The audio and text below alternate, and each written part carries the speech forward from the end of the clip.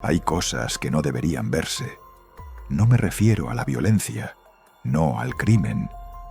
Londres me había enseñado ya suficiente de ambos. Me refiero a algo anterior, algo que existe antes de que el ojo lo procese y la mente intente encontrarle nombre. Lo sé porque vi el rostro de Harriet Calloway 3 días después de su muerte. La foto era oficial, forense, tomada con la fría precisión de quienes documentan lo que no comprenden. Y sin embargo, en esa imagen, ella seguía mirando algo que estaba fuera del encuadre, algo que ninguno de nosotros podíamos ver. Su boca estaba abierta, no en un grito, en reconocimiento, como si lo último que había hecho Harriet Calloway en este mundo fuera entender. Lo que entendió, la mató. Y nosotros íbamos a tener que seguir sus pasos para averiguarlo. Había algo más en esa fotografía que no supe nombrar hasta días después. Una textura en las sombras detrás de ella. Un patrón en la pared del fondo que el fotógrafo no habría notado, que nadie habría notado, a menos que lo buscara. Líneas que no pertenecían al papel pintado. Líneas que, cuanto más las miraba, más parecían moverse.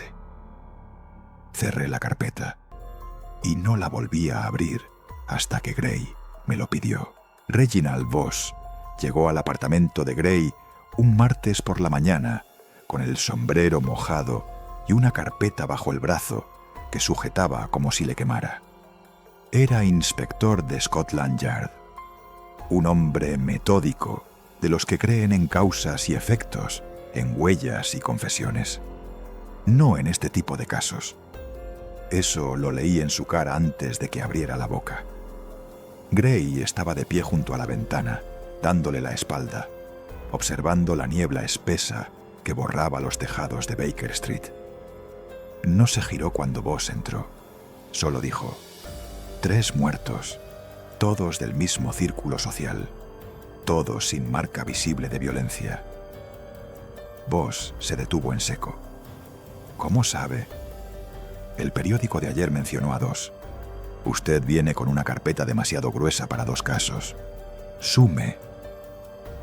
Voss dejó la carpeta sobre la mesa sin decir nada más.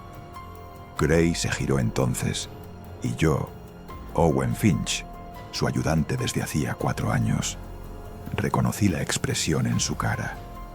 No, era interés. Era algo más serio. Era reconocimiento. Las 3 víctimas eran Harriet Calloway, Theodore Marsh y un tal Percival Dent. Ninguno tenía enemigos conocidos. Ninguno había recibido amenazas. Los 3 habían aparecido muertos en sus domicilios, en posturas casi cotidianas. Uno en su sillón, otra junto a su escritorio, con una diferencia que los médicos forenses no sabían cómo clasificar. El rostro, esa expresión, el terror grabado con una precisión que la rigidez cadavérica no explicaba. Los músculos faciales no deberían mantener esa tensión después de la muerte, y sin embargo lo hacían. Los 3 presentaban el mismo patrón: mandíbula ligeramente caída, ojos abiertos, cejas elevadas, no de dolor, de algo que se ve por primera vez y no tiene nombre. Los 3 habían asistido al mismo evento 3 semanas antes de morir. Una reunión privada en el Ateneo Mnemónico, un edificio discreto en Bloomsbury que ahora permanecía cerrado y custodiado por 2 agentes que no respondían preguntas. No había lista de asistentes, ningún registro oficial, solo los muertos y los que aún no lo eran. Gray pasó 40 minutos con la carpeta. Yo lo observé desde mi sillón habitual junto a la chimenea. Cuando cerró la última página, se quedó un momento con la mano apoyada sobre la cubierta, mirando la pared. Era un hábito suyo, como si necesitara ese silencio para que los datos terminaran de asentarse en algún lugar de su cabeza que solo él conocía. Después cogió el sombrero del perchero. Kensington, Finch, esta tarde. No necesité preguntarle a quién íbamos a ver. Gray tardó exactamente 40 minutos en localizar a Sylvia Crane. No sé cómo lo hizo. Nunca me lo explicó del todo. Habló con 3 personas distintas en 2 horas. Tomó notas en su libreta con esa caligrafía diminuta que solo él podía descifrar. Y al final de la tarde teníamos una dirección en Kensington. Sylvia Crane tenía 42 años y los ojos de alguien que no dormía bien desde hacía semanas. Nos recibió en un salón ordenado con obsesión, donde cada objeto estaba colocado con una precisión que hablaba de ansiedad, no de carácter. Los cojines del sofá formaban una línea perfecta. Los libros de la estantería estaban ordenados por altura, no por tema. El reloj de pared había sido girado ligeramente hacia la derecha, como si mirarlo de frente resultara insoportable. Había asistido al evento del Ateneo. Era la única superviviente que había accedido a hablar. El problema era que no recordaba nada, no de forma vaga, no con lagunas. Recordaba haber llegado, recordaba el vestíbulo del edificio, el olor a cera y madera vieja, el eco de sus propios pasos en el suelo de mármol. Y después, nada. Un corte limpio, como si alguien hubiera arrancado una página de su memoria y hubiera pegado las 2 que quedaban a ambos lados, sin dejar cicatriz visible. Se despertó en un carruaje, sola, sin saber cuánto tiempo había pasado. Gray la observó durante toda la conversación sin interrumpirla. Yo tomaba notas. Cuando ella terminó, él se inclinó ligeramente hacia adelante y dijo con una voz muy tranquila: ¿Conserva usted algo de esa noche? ¿Un objeto? ¿Algo que encontró en sus bolsillos al regresar a casa? Sylvia dudó, solo un segundo. Pero Gray lo vio. Se levantó y volvió con una pequeña pieza de cristal, hexagonal, del tamaño de una moneda, con grabados en la superficie que al acercarla a la luz formaban patrones que no terminaban de cerrarse. Líneas que parecían continuar fuera del cristal, en el aire, en la retina del que miraba demasiado tiempo. Yo aparté los ojos sin saber exactamente por qué. Fue un impulso, como apartar la mano de algo caliente antes de sentir el dolor. Gray la cogió con 2 dedos, la envolvió en su pañuelo sin mirarla directamente y la guardó en el bolsillo interior de su abrigo. «No vuelva a mirar esto», le dijo a Sylvia, y después, más bajo: «Ni usted tampoco, Finch». Salimos a la calle. La niebla había espesado. Yo sentía un malestar extraño detrás de los ojos, como después de mirar al sol demasiado tiempo.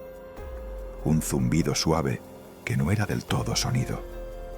Gray caminaba deprisa, sin hablar. Eso no era buena señal. Entramos al Ateneo Mnemónico a las 11 de la noche.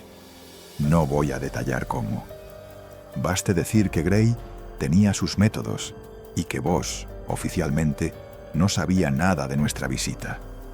El edificio era más antiguo de lo que parecía desde fuera. Las paredes interiores eran de piedra, no de ladrillo, y el suelo de madera oscura crujía con una cadencia casi rítmica bajo nuestros pasos. Las lámparas de gas llevaban semanas apagadas. Usamos linternas. El haz de luz recortaba secciones del pasillo como si el resto no existiera, como si el edificio se construyera alrededor de nosotros conforme avanzábamos. Gray fue directo a la sala principal. Era una habitación circular, alta, con una cúpula de cristal opaco en el techo que en otro tiempo habría dejado pasar la luz del día. En el centro, sobre un pedestal de hierro forjado, había una linterna de proyección, grande, antigua, con 4 cristales grabados en el tambor giratorio.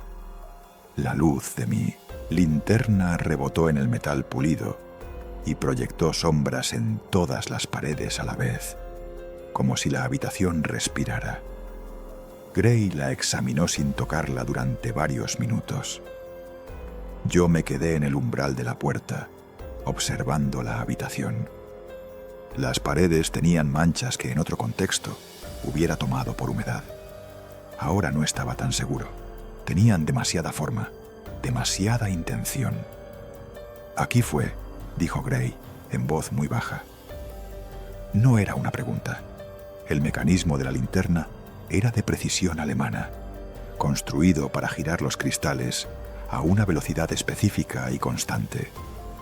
Los grabados en cada cristal eran distintos pero complementarios. Al proyectarse en secuencia, a la velocidad correcta, formaban un patrón que ningún cristal por separado contenía.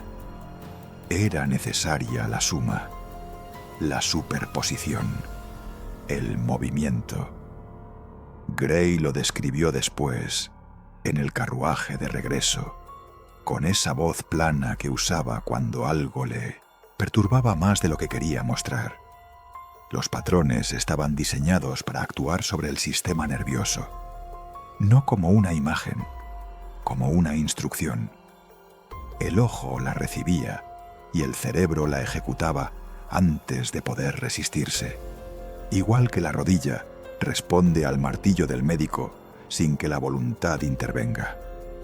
Alguien había construido una máquina capaz de escribir directamente en la percepción humana y la había usado con los asistentes al evento.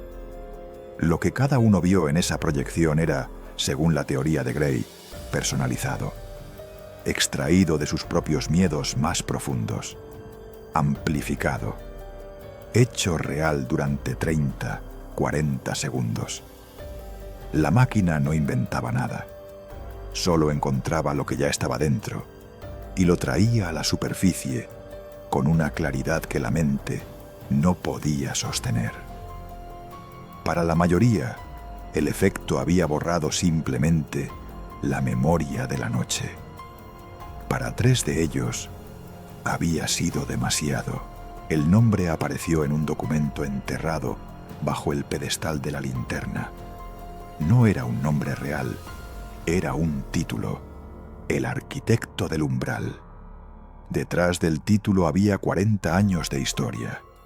Un experimento iniciado en 1881 por un grupo de neurólogos y filósofos que creían que la mente humana tenía un límite, un umbral perceptivo más allá del cual la realidad dejaba de ser procesable. No un límite teórico, uno concreto, medible, cruzable. Querían encontrar ese límite, cartografiarlo, y si era posible, atravesarlo de forma controlada y regresar. Lo encontraron. El experimento se cerró en 1884 tras la muerte de 2 participantes. Los archivos fueron sellados, los cristales de la linterna destruidos, oficialmente. El grupo se disolvió en silencio. Algunos de sus miembros abandonaron la ciencia.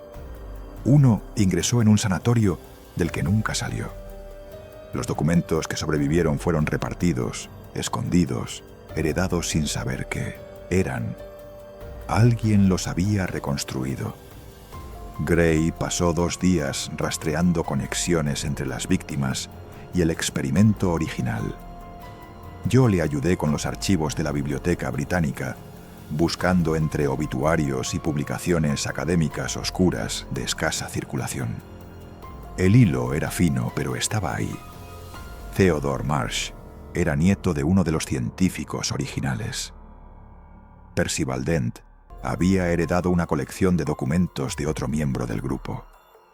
Harriet Calloway había publicado 3 años atrás un artículo breve sobre percepción y límites cognitivos que citaba, de forma velada y sin saberlo del todo, los experimentos del 81. No eran víctimas aleatorias, eran herederos de un secreto.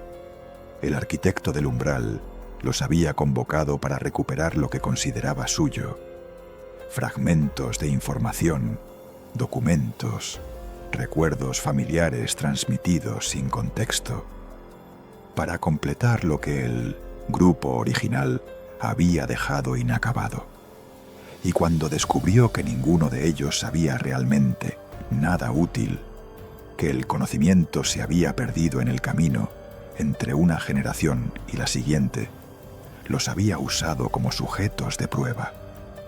El cristal que llevaba Sylvia Crane en el bolsillo era un fragmento del cuarto panel, el que faltaba. El experimento no estaba completo todavía. Lo que Gray no me dijo esa noche, y que supe más tarde por vos, era que había al menos otros 4 nombres en una lista que encontraron en el almacén. Personas que también habían asistido al evento del Ateneo. Personas que aún no habían recibido su visita particular del arquitecto. El tiempo no nos sobraba. Gray localizó al arquitecto del umbral sin revelarme exactamente cómo hasta después. Me dijo solo que siguió el rastro del cristal, que había otro comprador interesado en piezas similares, que los canales del mercado negro científico eran más estrechos de lo que parecían, que un solo nombre había aparecido 2 veces en 2 registros distintos de coleccionistas privados de instrumentos ópticos del siglo anterior. 2 veces era suficiente para Gray. El hombre no tenía título teatral por vanidad. Lo había adoptado porque creía en él con la convicción tranquila y absoluta de los que han dedicado décadas a una sola idea. Era un científico de esa clase peligrosa que confunde convicción con certeza, que interpreta cada obstáculo como confirmación de que va por el buen camino.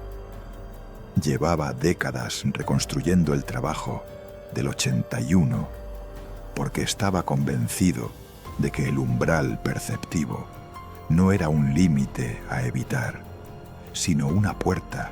Exactamente, no estaba del todo claro. Ni para él. Eso era lo más aterrador.